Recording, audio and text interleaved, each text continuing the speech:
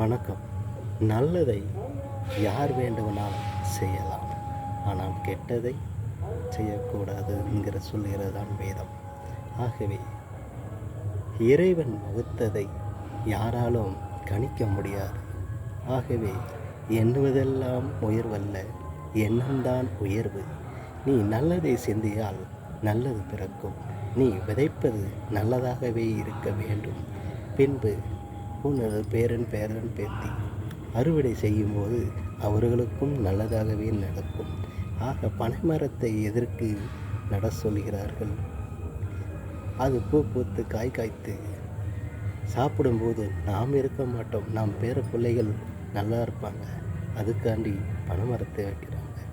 ஆக இப்படி நாம் நல்லதே செஞ்சுக்கிட்டே இருந்தால் நம்ம தலைமுறையும் நல்லா இருக்குங்கிறது தான் இதனோட பயன்பாடு. நன்றி.